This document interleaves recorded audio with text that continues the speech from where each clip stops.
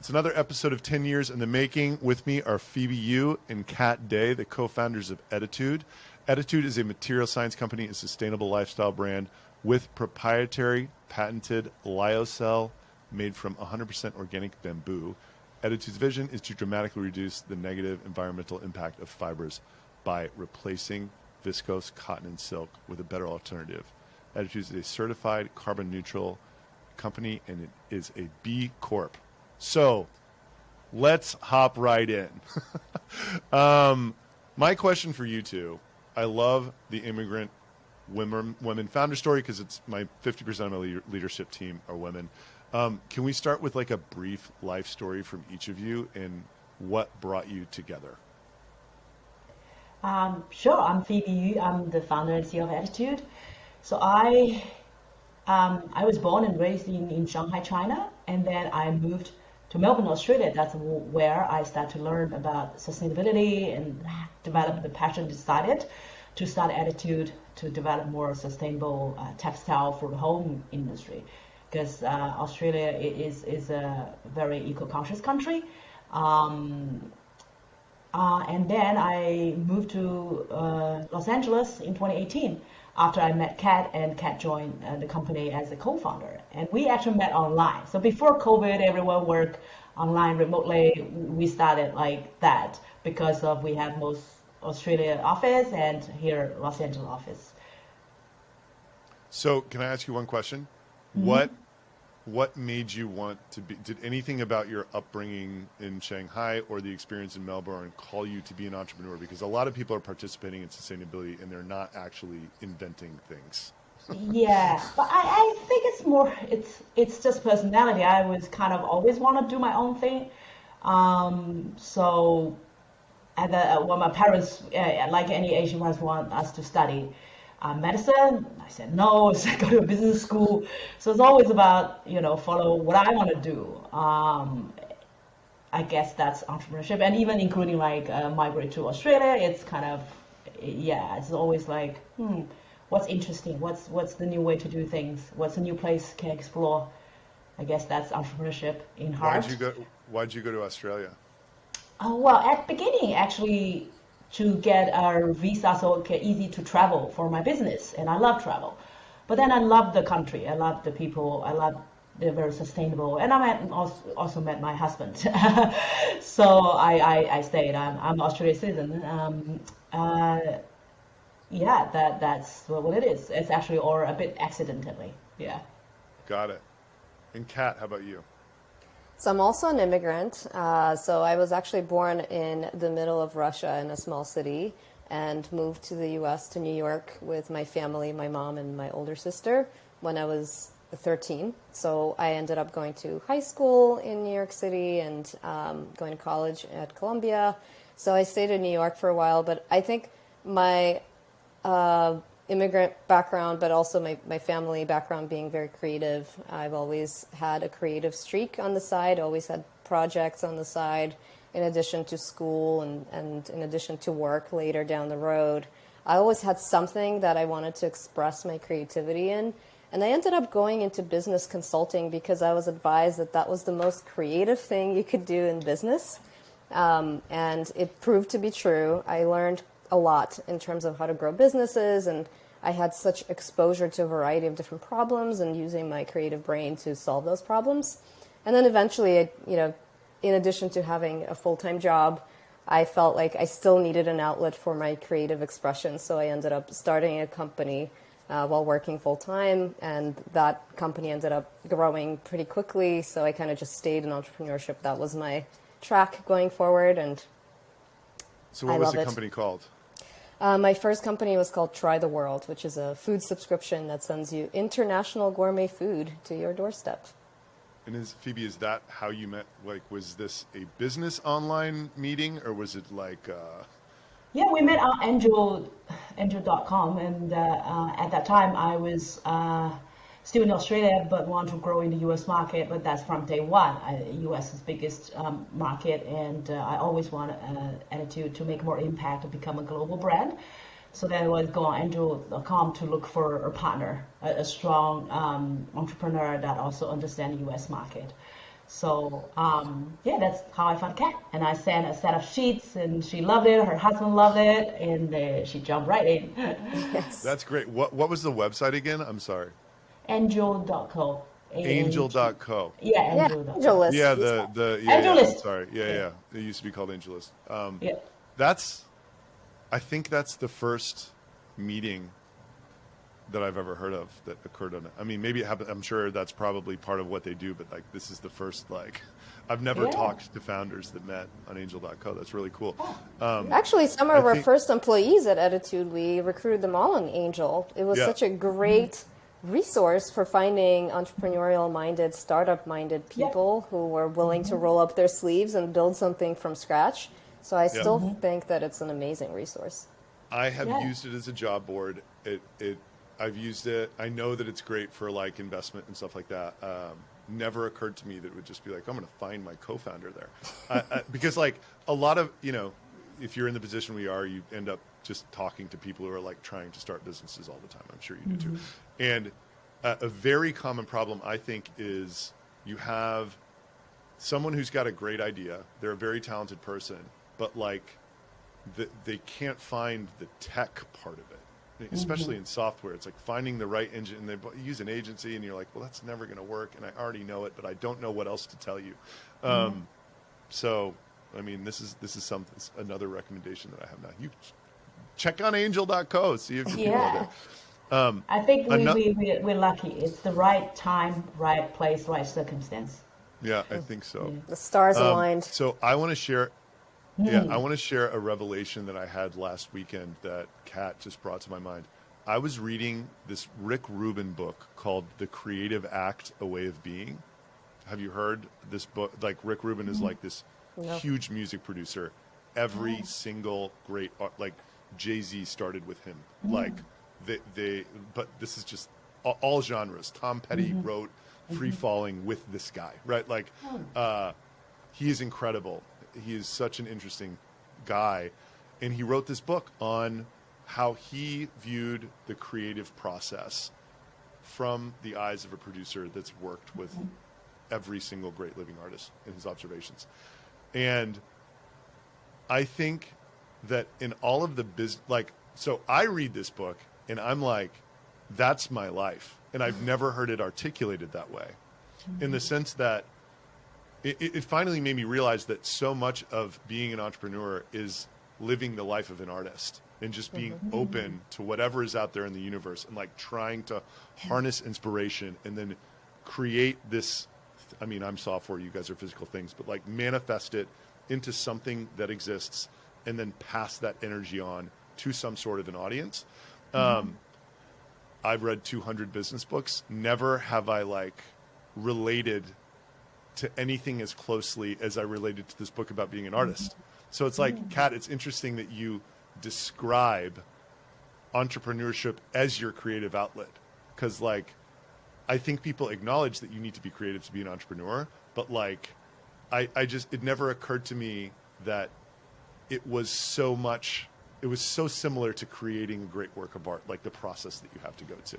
Absolutely. Actually, I wanted to become a photographer when I was going to college, and I was taking all these classes in photography, and was like, oh, wait a minute, I'm from an immigrant family. How am I going to support myself? So then I was like, oh, okay, I need to find something else. But then the photography became a part of self-expression in my business as well, because the first business I had was all about content creation and communicating how incredible this product or other foods were. But same thing with Ettitude. It's all about expressing what is that thing that you're making.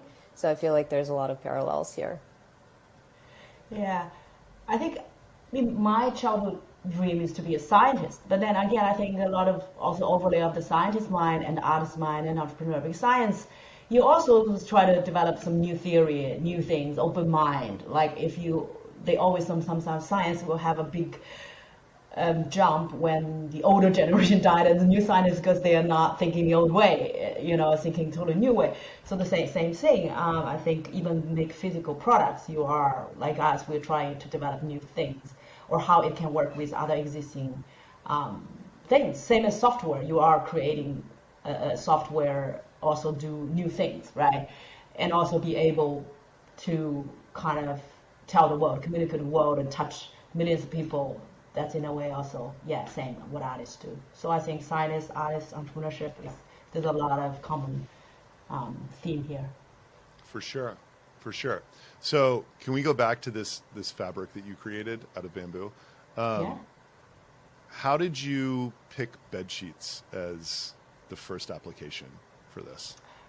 I like sleep. I think, and that's where my former experience lied. Before I started Ettitude, I have over a decade experience helping big company source and develop home products, not fashion products. So I'm not a fashion designer, and I also don't like fast fashion. So I think a lot of people actually doesn't put enough emphasis on the bed sheets, which you spend, well, for people like sleeper like me, there's 8 solid hours on there every night, right? You clothes, you change. You don't wear the same clothes, but for the bed sheet, of course you wash it, but otherwise you will sleep on that 8 hours day in, day out, every day. So and also it consumes a lot of textile, right? To a full sheet set, it's about 5 to 6 meters. So then if it's unsustainable textile, it's just worse impact.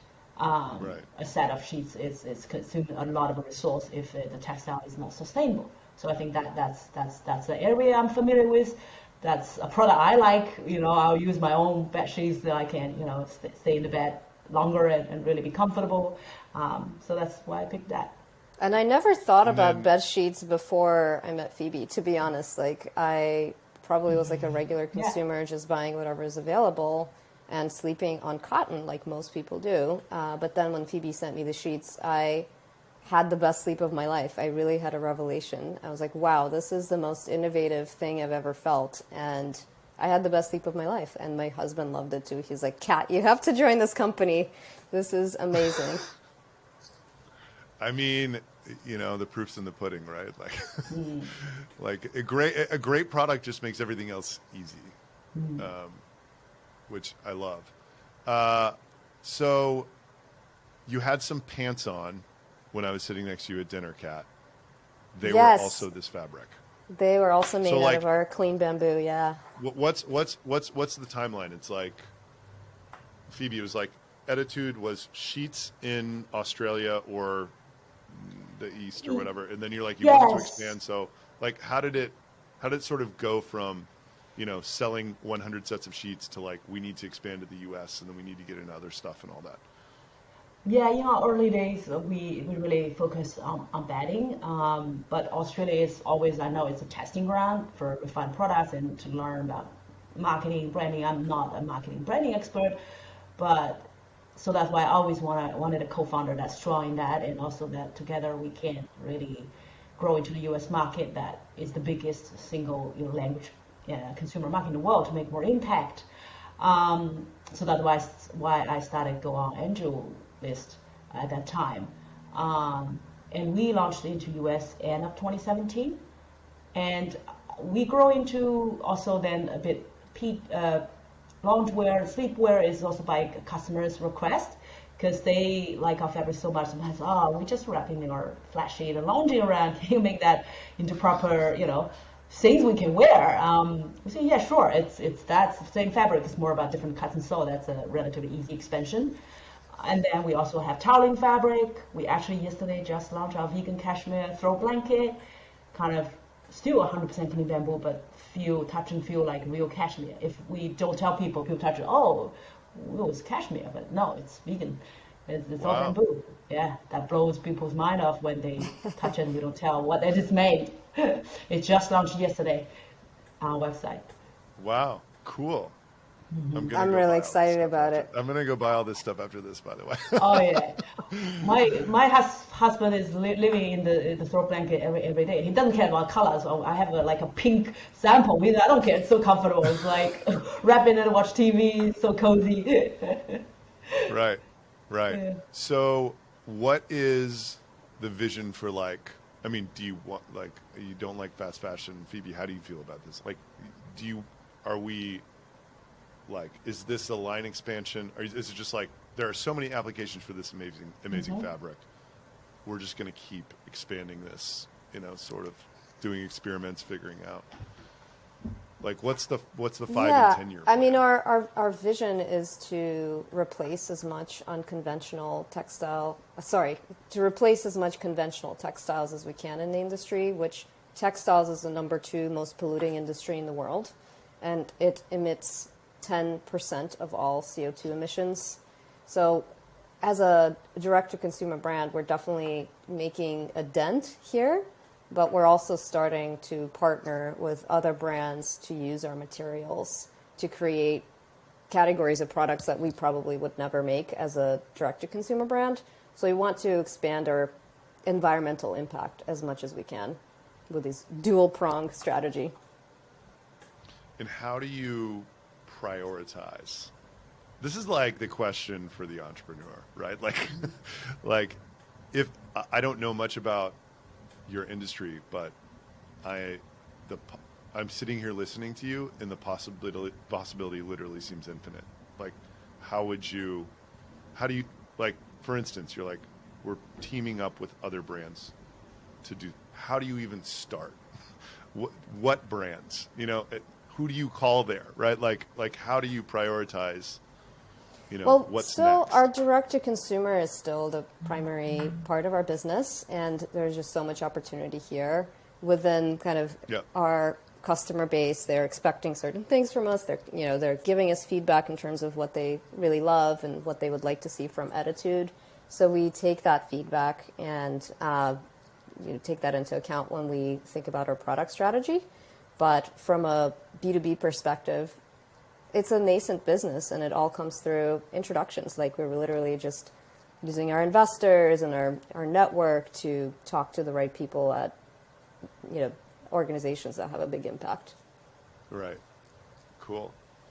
And then what is even like what is the motion there? Is it like, oh, you meet so-and-so, they have headquarters in some other city, like you have a phone call. It's like, well, let me send you some samples. Like, how? Exactly.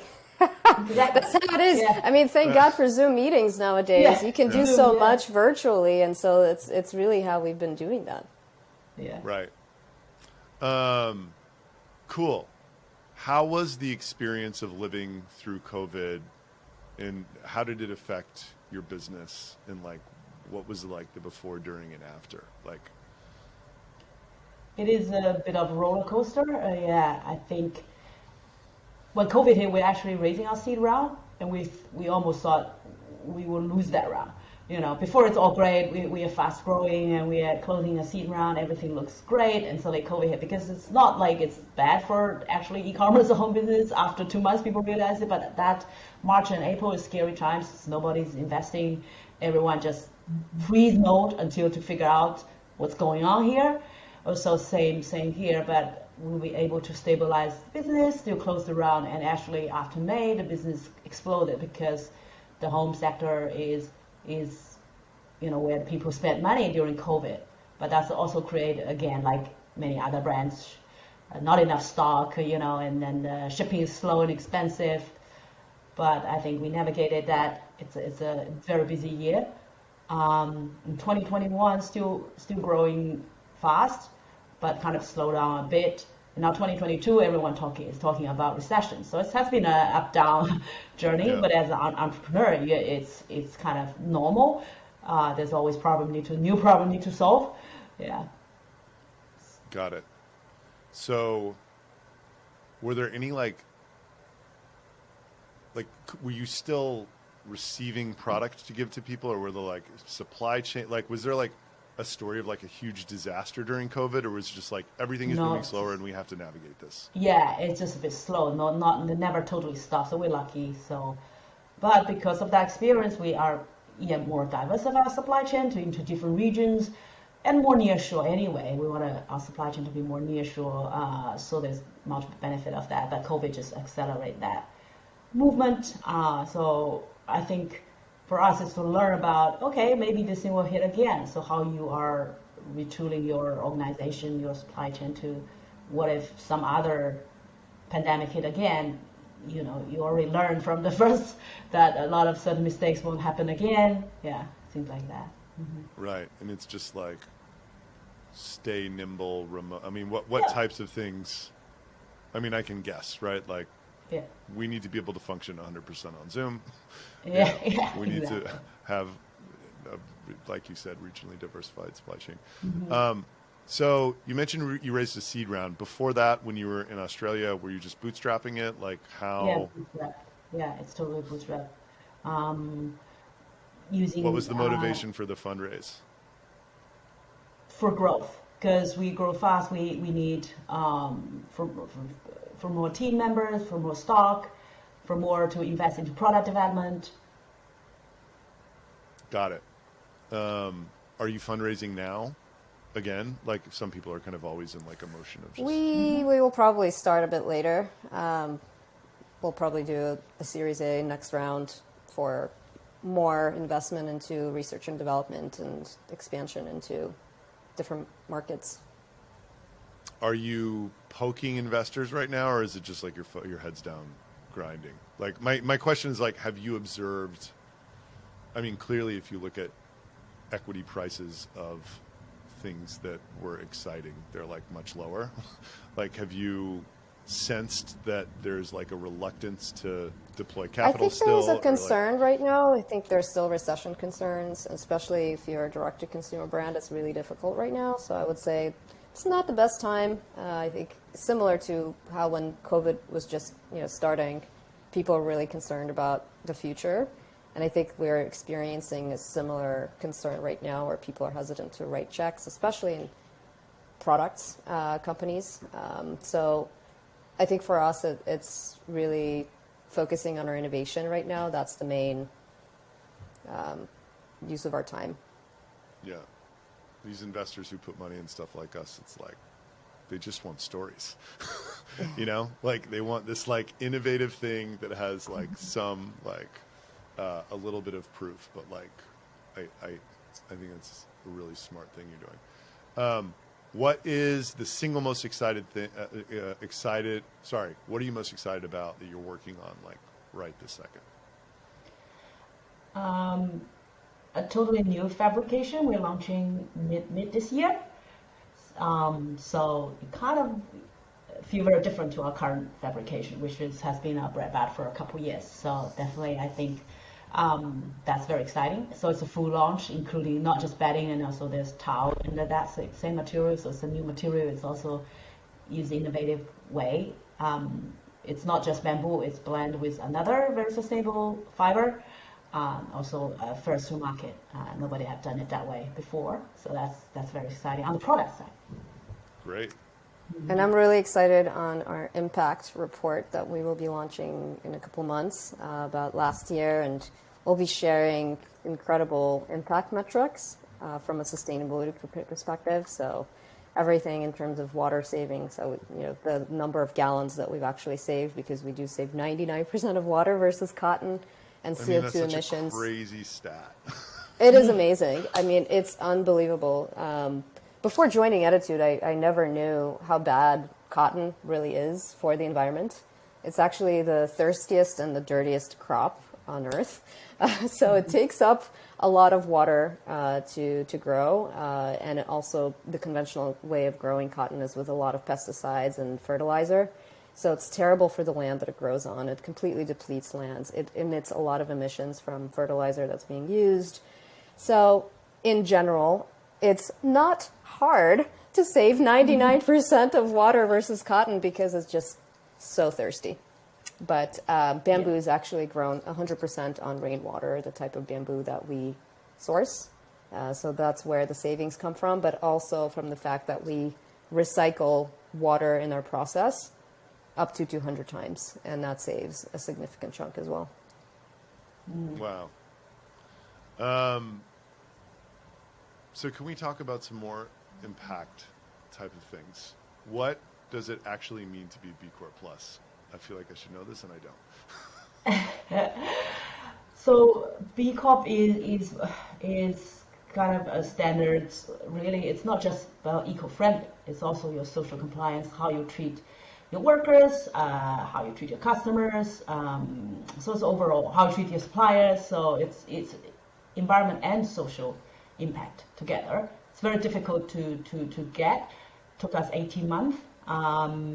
but it's definitely worth it. I think it's not just about certification, also that's a framework. They teach you how to be better, right? Since there's hundreds of questions, you all have to get data and answer, then it's kind of create a roadmap. Oh, this I get a low points. Okay, that's opportunity to improve going forward. Because they will recertify you every 3 years.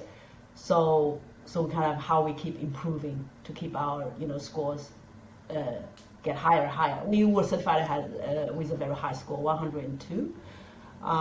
Normal company only have 50, and to be a B Corp you need 80, so it's already difficult. But we have like double the points of usual company out there would ever get. Yeah. That's awesome. And Yeah. is it actually like? So this is just a designation. It's not like a legal structure.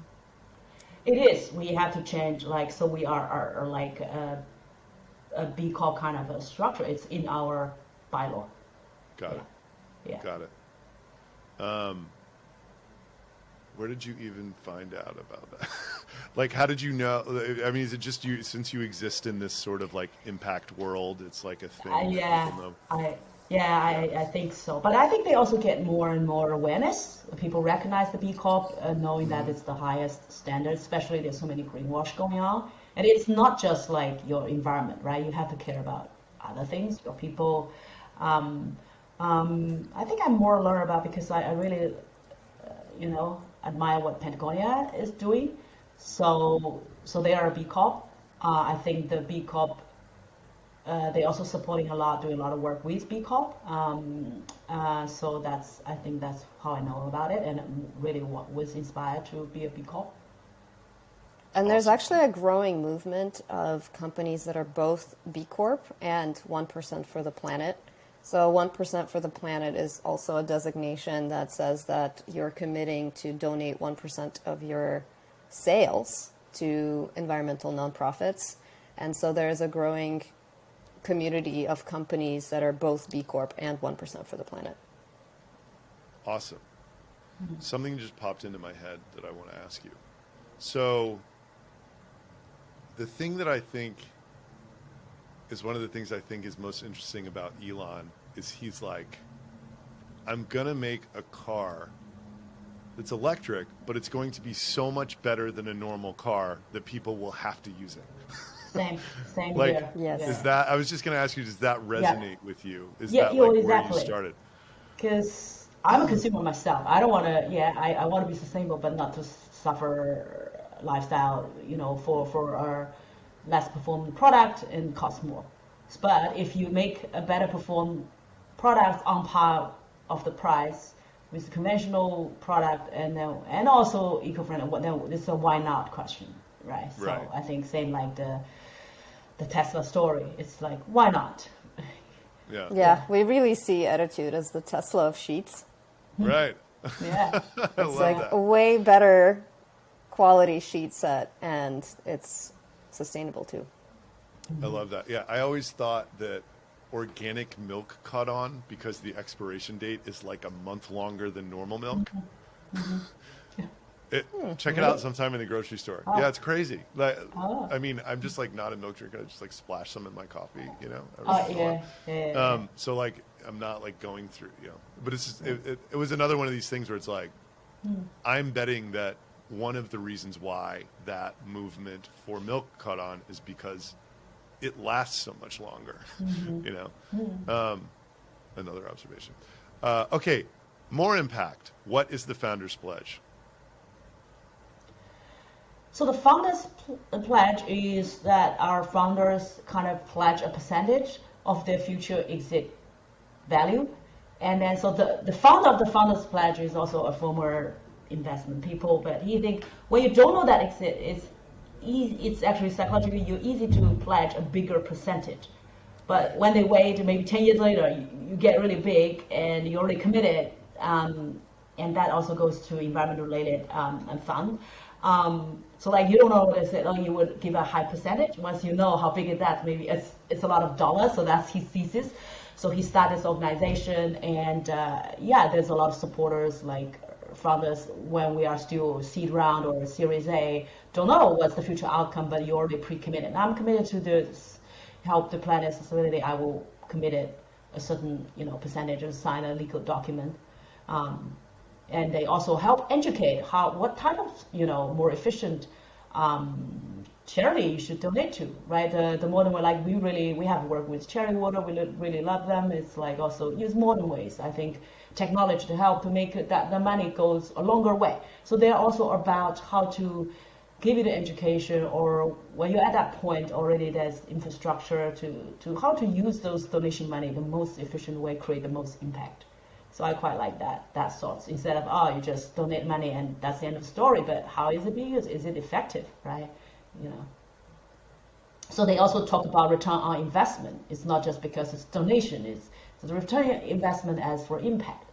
Give you $1, is that create $10 impact? That's how they look at things. So I really like that way of thinking. It's very entrepreneurial instead of traditional NGL type of run, yeah. Amazing. Yeah. I'm not doing That's their KPI. Yeah. Yeah, you give me $1, I try to give you as much as impact you could see. So, yeah. Yeah. Incredible.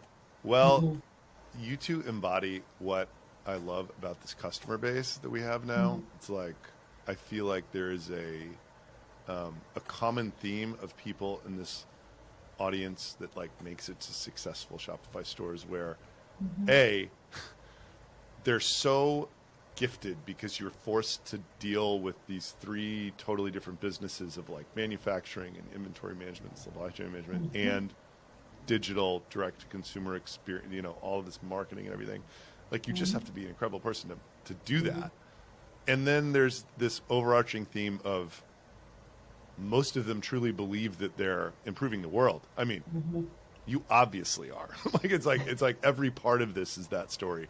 I just think it's so great. And it's, the last company I had, the customer base, we were poaching customers from this company called Constant Contact. And they were just like Main Street flower shops, barely making it or whatever. And it was so different to build for them because A, they were very untechnologically savvy, and B, they didn't have good enough businesses to where you could actually show them incremental that mattered. So like, where are you as a tech vendor? It's like, you're nowhere. So I just, I'm like loving every day of my life because, people like you are in it basically. It's like these such incredible stories that I just love sharing with people. So thank you for coming. Thank you for coming on and sharing the story of Ettitude. I mean, it's like so awesome that you're able to make such great things and be so much more environmentally friendly. So Thank cool. you. Yeah, awesome. Yeah. So I like wrapping it up with these 2 questions, and I'll ask each of you. If you could write one thing on a billboard, what would it be? Phoebe first. Oh, I think we have the same thing. And we have thought about it. If we, that would be clean bamboo is not the bamboo you know. And what do you mean by that? Because bamboo textile out there for 20, 30 years, but the old conventional way is use toxic chemical to process it. So they are the bamboo rayon, viscose type. But our clean bamboo use non-toxic chemical. I think that also pique consumers' interest. Oh, what do you mean? Is not the bamboo I know? So that people will kind of go and check it out. So kind of create curiosity for awareness. Great. And Kat. I was going to say the same thing. Okay, perfect. Boom. Yeah. Okay, and then the final 5. Where do you live, both of you? We're both in In LA. Los Angeles. Yeah. Got it. Right. And then family status. Do you I know, Kat, you have kids, but Yeah, I'm married. Australian husband moved to LA with me. perfect. What is your favorite book? Mine is Let My People Surfing, which is also written by the founder of Patagonia. I love that. It's like, Great. the dream, like you can have a profitable business and your people is happy. They're actually efficient. When you let them do what they love and they come back, recharge and be more creative. A lot of things, it's not about working longer hours. It's about creativity and working better or more smarter. There's a lot of things you can use technology to do it these days, right? As AI or whatever. But the human need to do the strategic, the creative work. So. What about you, Kat? I was going to say a book I read recently is *Sapiens: A Brief History of Humankind* by Yuval Noah Harari. So that's it really talks about the history of our species, the Homo sapiens, and going from the Stone Age up to the 21st century, and also how we might evolve in the future. And I think we should all be aware of this history. Perfect. Do you have someone you're following on social media that you think is remarkable and worth it? Yes, Yeah. I really love The Garbage Queen. So this amazing content creator talks about the positive environmental news and is a really great educator in terms of climate change, as well as all the cool things that are happening to combat climate change. And I think, and I agree with her, that we need to be focused on a very optimistic vision of our planet, and that we can solve this. It just takes, people's awareness and actually working on it. Awesome. Well, I'm kind of really detox a bit from social media, but I follow Kat on Instagram where I can get a lot of the good information. And Kat's two beautiful daughter, they have their separate Instagram account. That's look at this cute babies. Yeah. Oh, perfect. Perfect. Yeah. And then your favorite vacation you've ever been on? Oh, favorite vacation. A couple years I did a 2-year trip in Taiwan. That was great.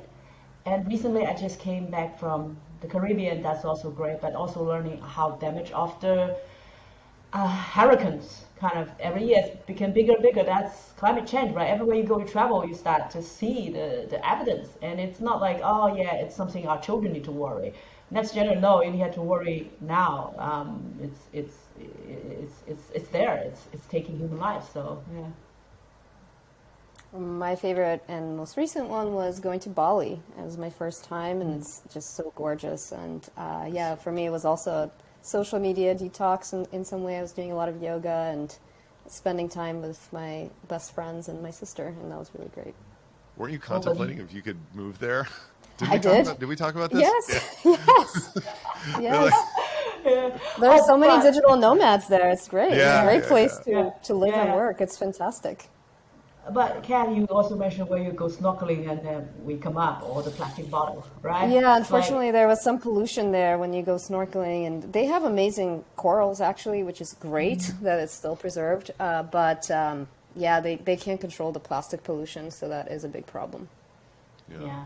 Yeah, it's sad. I remember I went to some place in the Northeast called Edo or something to with the scuba. And I was scuba. uncertified, but there was a shipwreck that was like 16 meters deep, and you could go 16 meters deep if you're uncertified. I could not believe it. It was like the people who made The Little Mermaid must have seen what I saw that day, because it was like this world of immense beauty underwater. It's amazing. I've never experienced anything like it. And like the shipwreck framed everything up so well, and it was like on like a slope, it was just incredible. Like it really The reminds ocean is you. just so incredible. Yeah, experience like that reminds you of why this is so important. Like there is such beauty under there. Great. Thank you so much. Where can we learn about you, follow you, Go on our website. buy stuff from you, the whole thing?